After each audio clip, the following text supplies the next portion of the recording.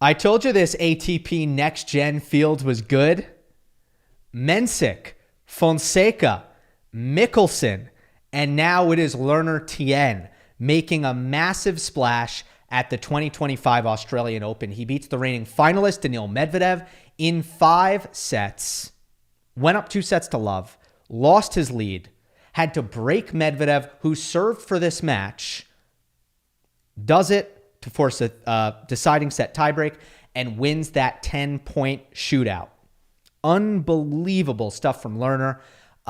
Really fun tactics, really interesting matchup. We'll get into all that, but I want to start with Medvedev in the big picture. Just how do we digest this result from a Daniil Medvedev standpoint before we dive into the match itself? And then the other thing I want to say, while I have everybody, if you want my take on Fonseca losing to Sonego, on Mensik upsetting Ruud, on Rune beating Berrettini, and many, many other of the second round results at the Australian Open, make sure you check out that video. I worked very hard on it. It's about an hour long. I run through a ton of topics. There are timestamps if you want to skip to whatever match you're interested in. Just wanted to say that now. I'll put it on the end screen. Make sure that you're aware that I also have that video up live right now. I was recording it while Tien and Medvedev were playing, and then I had to go to sleep, and I caught up on Tien Medvedev late after I woke up. All right, so I think 2 things are true for Medvedev right now. 2 things. One, there are a lot of concerning trends in the long term. In a very large sample size of Daniil Medvedev tennis over the last 2 or so years, you could say that the gap between him and the very best in the game continues to grow larger. And you can look at individual aspects of his game like his consistency, his physicality, his first serve damage, and you can see decline. So there is no doubt, and I went on the record at the start of the year saying that I thought Daniil Medvedev would finish 2025 as world number 9. Like, these concerns exist even before the Lerner Tien loss that we're talking about right now. On the other hand, simultaneously, Medvedev comes into this Australian Open with a very questionable preparation. He, first of all, looked unbelievably knackered, worn down, beat up, whatever words you want to use, at the end of 2024. It looked like he needed 2 weeks on the beach at least to rest up and reset mentally and physically. So you imagine he took that time off. And you imagine that when it was time to sort of get back to work and start grinding again, that is when his wife Daria gave birth to their second child. And because of that, notably Medvedev got to Australia very, very late. Now, there was no post-match press conference. Daniil decided to skip it. He's going to take the fine for that. I don't necessarily blame him at that hour. My goodness. So I imagine at some point maybe he'll expand on what exactly his preparation was. He wasn't going to come into the tournament and say probably like, oh yeah, it was awful, although I think he did allude to the fact that it wasn't ideal. But, you know, I just think keeping that in mind is healthy when it comes to interpreting this result itself. Preparation probably wasn't very good.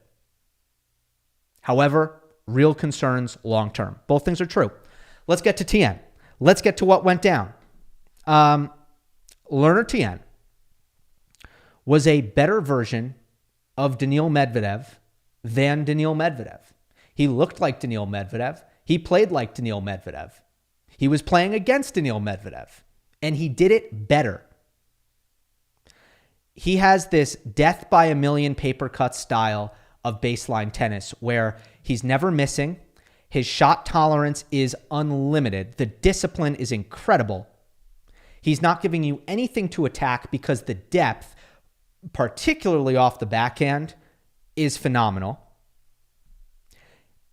If you happen to get him on the run or put him under pressure. He plays stifling defense. And when he gets a racket on the ball, it comes back in the court. And we'll talk a little bit about the nuances of how he does that. And then when he has an opportunity to take charge in the point, well, he's getting up on the baseline and he's doing damage with his precision and his point construction. He may not be the kind of guy who's going to beat you in one shot, but he is willing to beat you in 3 or 4. He will sort of maneuver you around the court and sort of wrestle you out of position before he lands the finishing blow. And he just has the skills. If you watch Tien and where his winners come from, usually it's the shot before he hit the winner or even 2 shots before he hit the winner where he started to sort of turn those gears in his favor. I also think that compared to Medvedev, Tien, when he had an opportunity to attack off the ground, was hitting bigger and with more accuracy. So I feel like his ball striking was superior in this match from the back of the court when it was time to attack, but also he outdid Medvedev in consistency and physicality. And that is supposed to be impossible. Medvedev made a living out of never getting outdone in those areas. Even Novak Djokovic, albeit a post-prime Novak Djokovic. If he was in his prime, it would have been a different story. But a post-prime Novak Djokovic realized that he could no longer just grind from the back against Medvedev because he was too consistent and too physical. So Novak got aggressive and he found ways to beat Daniil other ways. But in that head-to-head, there was a turning point where Novak was like, oh, wow, I actually can't grind with this guy. I'm going to need to come forward and I'm going to need to be more aggressive. Like, that is how consistent and physical Medvedev is. But Tien, with his discipline and his IQ, and I can't believe the fitness that he displayed, he was able to go head-to-head or toe-to-toe with Medvedev in the long, grueling exchanges, time and time again, the entire match. Let's look at rally length statistics, all right? In rallies 9+, Tien won 65, Medvedev won 57. In 5 through 8, Tien 41, Medvedev 40. Let's call it a tie. In 0 through 4, Medvedev 91, Tien 77. So Daniil actually won more total points in the match, and he won the 0 through 4 category pretty handedly. That's because his serve is way, way bigger. That's why. I mean, Medvedev hit 20 aces, Tien hit 7. Medvedev's first serve win percentage was 10% higher than Tien's. So Daniil's advantage was certainly first serve firepower. But the fact that the advantage ended there is why Lerner was able to take him out. And tactically, there is nothing more important than Tien's use of the slice.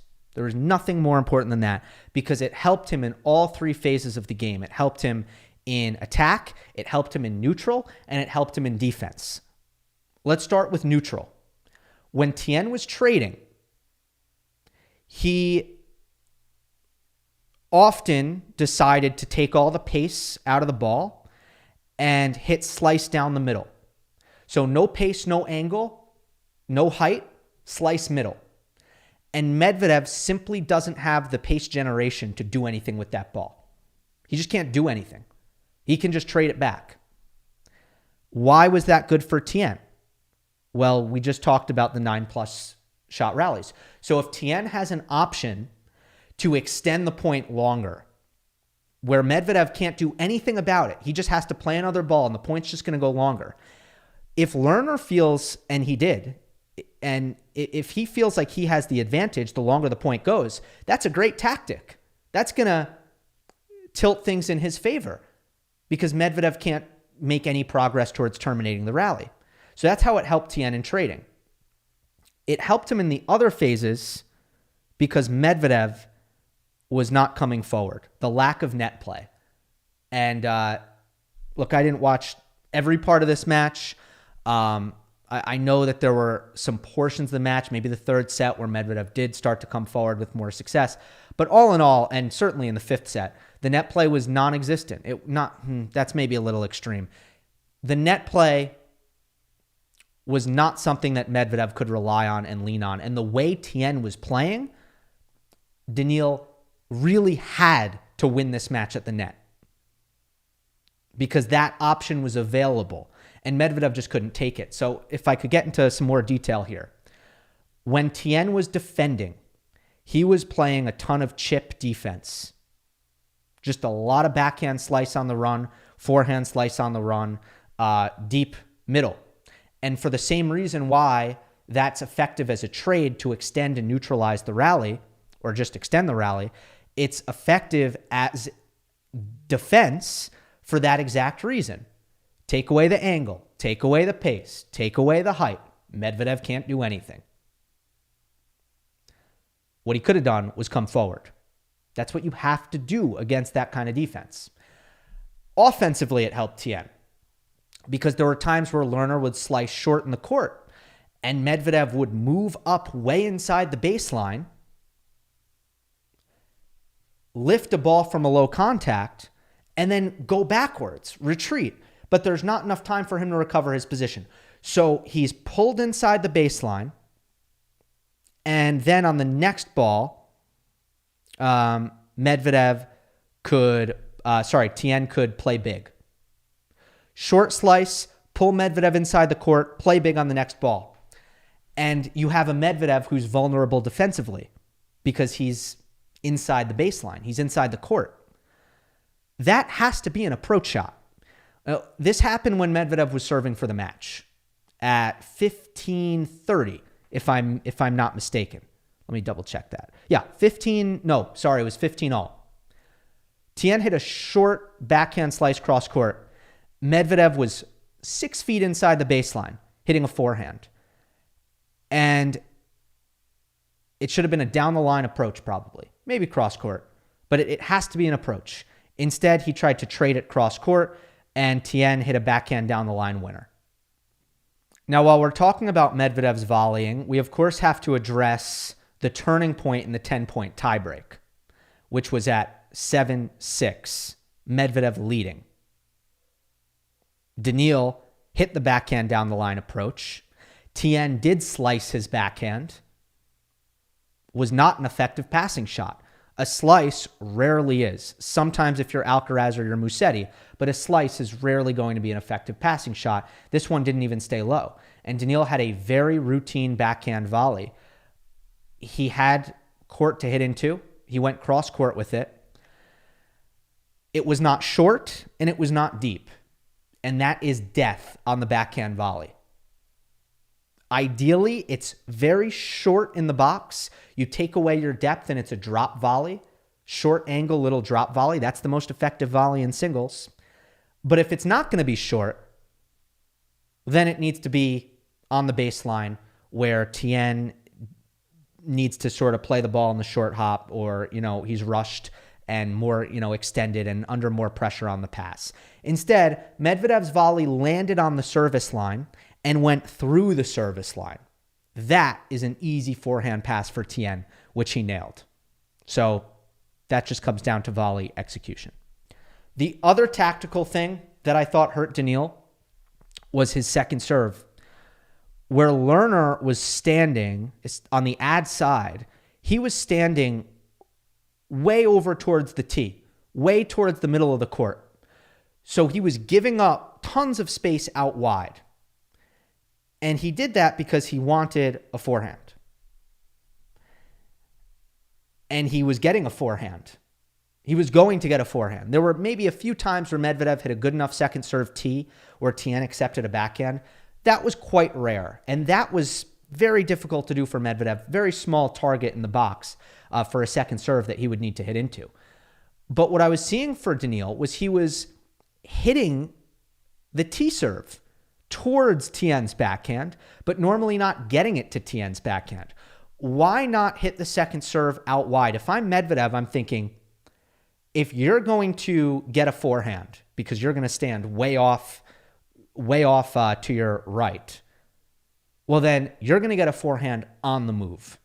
I'm going to hit this second serve out wide, And you're going to get a forehand which you want, but you're going to be running when you hit it. You're going to be moving. And you're going to be pulled off court, off the center. Instead, Daniil is going tee.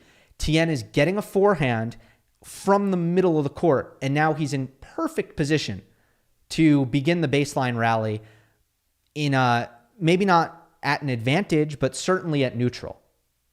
Hit the second serve out wide there. That's my 2 cents.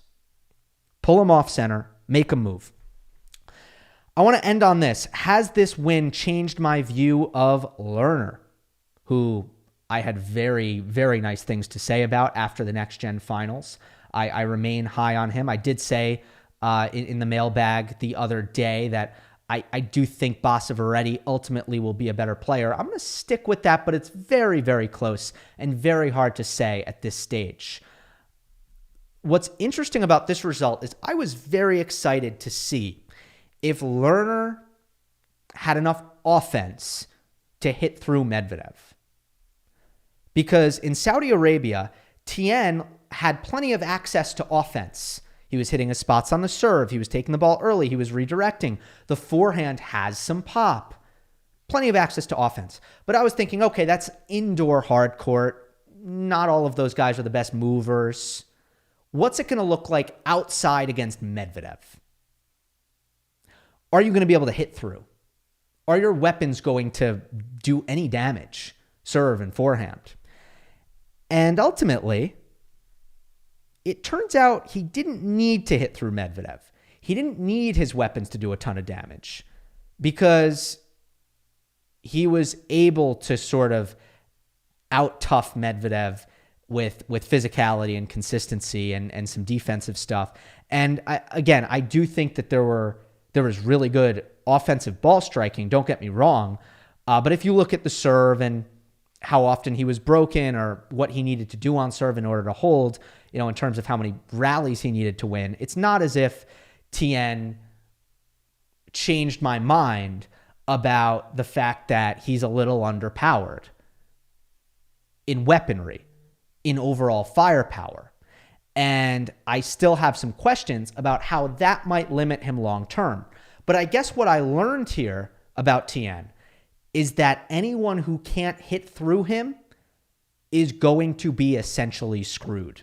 Medvedev couldn't hit through Tien, or he couldn't finish Tien. Maybe if he went to the net more and was clinical on his volleys, then he would have been able to finish things off. But anyone who can't finish against Tien, they're screwed because you're not going to beat Tien in a game of baseline chess and rally tolerance. You're not. So it was extraordinarily impressive from Tien. And boy, this has been an exciting tournament. I'll have post-match Djokovic-Machac coming up later on tonight, but make sure you've checked out that second round recap show as well. Hope you enjoyed. Don't forget to subscribe. I'll see you next time.